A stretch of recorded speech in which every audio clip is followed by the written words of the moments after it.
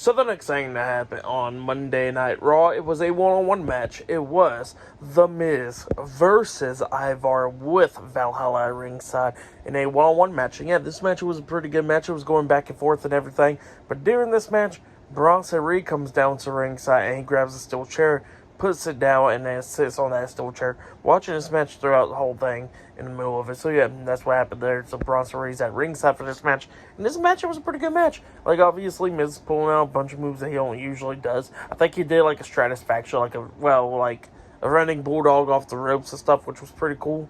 Onto Ivar and stuff. At one point, he was trying to hit like a skull crusher finale onto Ivar off the second turnbuckle up until Ivar grabs him and hits like a world's strongest slam onto him off the second turnbuckle.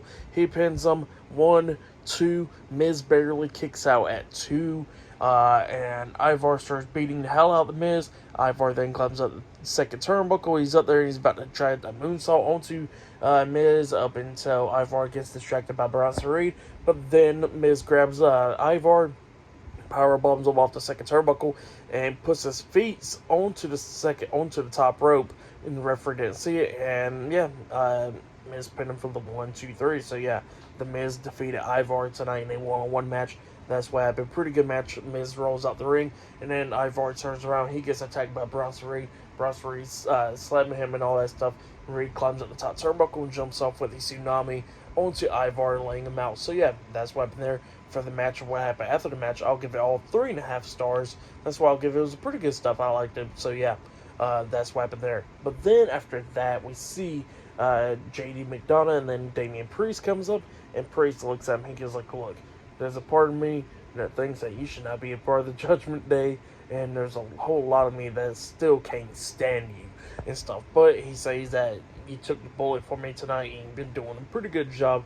So here, I want to give you this." And he gives him like a jacket, and this is a Judgment Day jacket. And now JD McDonough is officially a part of the Judgment Day. And that's what happened. JD was happy, and then Finn comes up and goes like, "Oh, what's going on here, Priest?" And Priest is like, "Finn, no." And yeah, Finn looks at JD. He goes like, "Look, you go find Dominic, and y'all quickly get out of the building before Adam Pearce gets mad." And then JD was like, "Okay," and he walks away, and Finn looks at Pearce and goes like, "You ready?" And Pearce is like, "Yeah, I'm ready." So yeah, up next will be the main event. It will be the undisputed WWE Tag Team Champions Finn Balor and Senior Money in the Bank Damian Priest versus Cody Rhodes and Jey Uso in the main event for the undisputed WWE Tag Team Championships tonight. So yeah, that match is up next. It'll be the main event, and yeah, I'll see you guys later. Until then. Actually, I forgot to mention a few things. Actually, before the Miz's match, we see, like, Shayna Baszler, and so we start talking and all that stuff about the Women's Championship match at Survivor Series, and then Raquel Rodriguez comes up, somehow she came pretty close to it and all that stuff, and then all of a sudden Nia Jax comes up, and pretty much Raquel and Nia pretty much challenge each other for a match stuff for next week's Raw. So yeah, that happened there. Forgot to mention that part. But yeah, then after the match, there's been a few things where we see Gunther talking to Ludwig Kaiser and Giovanni Vinci, and Gunther looks and tells Giovanni Vinci, "Congratulations for what you did and stuff. You got a big victory for Imperium." And Kaiser was pretty much upset about it because Gunther was not congratulating him, even though he was the one that won the match, but Vinci was the one that helped Kaiser win the match, so he congratulated Vinci. So yeah, that's what happened there, and Kaiser was not happy about that. And then Kaiser turns around, and then we see Indus Jinder Mahal, and all of them right there. And then he goes like, What do you want?" And Jinder was like, "Look, we're just going to go talk to Adam Pearce, but you don't want to step on the wrong foot." And then they walk away. So yeah, that's what happened there. I forgot to mention that part. And then we see backstage Alpha Academy and stuff. And then we see the Creed brothers talking about, like, "Look, we should work out together," and all that stuff. It's just one undefeated and all that.